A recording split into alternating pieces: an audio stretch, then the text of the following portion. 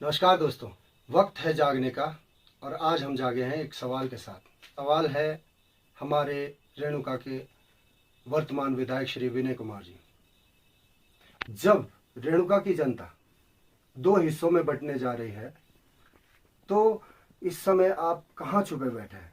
आखिर क्यों आप लोगों के सामने अपना पक्ष क्यों नहीं रख पा रहे?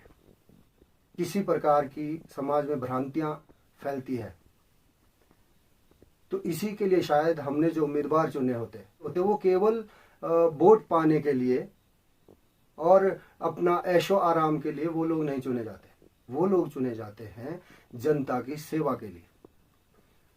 और आपको इस समय 3 लाख लोगों की चिंता नहीं है और बहुत सी भ्रांतियां जो है वो इस समय फैल रही है। क्या आपको चिंता नहीं है अपनी इमेज की? इस समय लोग कह रहे हैं कि आप भीम आर्मी के लिए फंडिंग कर रहे हो और आप जो है पर्दे के पीछे से राजनीति कर रहे हो। आखिर आप क्यों लोगों के सामने नहीं आ पा रहे? रेणुका में आपके विधानसभा क्षेत्र में जब खुमड़ी होती है उस समय आपको दिल्ली शुक्ला जी याद आ जाते हैं। वहां पे शिष्टाचार भेंट करनी होती है। इतनी जरूरी मैं नहीं समझता कि आपके लोगों से भी ज्यादा जरूरी वो शिष्टाचार भेंट थी। तो कम से कम आप अपना एक जो पक्ष है वो लोगों के सामने रखिए और ये सोचिए कि इस समय कितना ज्यादा जो नुकसान है वो हो सकता है। वो जान माल का हो, लड़ाई झगड़े वाली जो बातें जो इस समय चल रही है उसके बारे में आपको चिंता ही नहीं है लोगों की। कम से कम आप लोगों के सामने आइए। आप दूसरी जो बड़ी बड़ी 10-10 मिनट की आप बाइट्स देते हो कि मुख्यमंत्री आ रहे, इतना खर्चा हो रहा है, सड़कों के गड्ढे भरे जा रहे हैं, उसके लिए समय 2 मिनट हम लोगों के लिए भी निकालिए।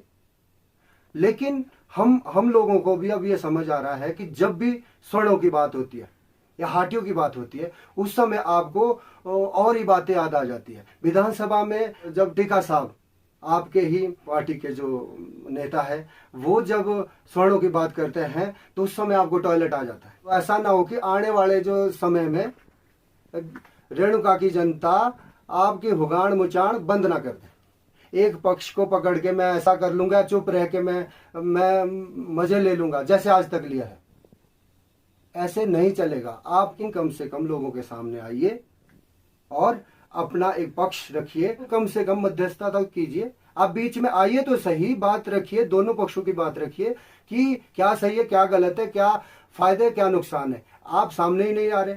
हम लोगों ने किस लिए आपको चुना है?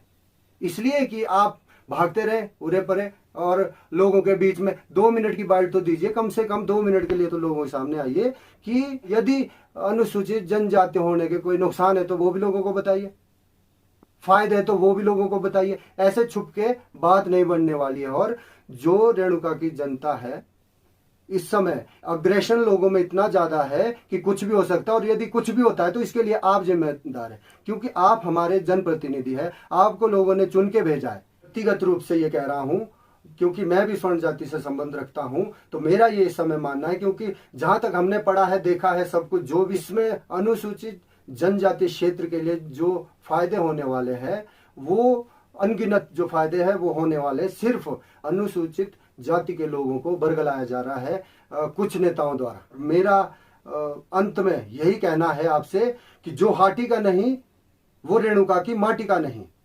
नमस्कार।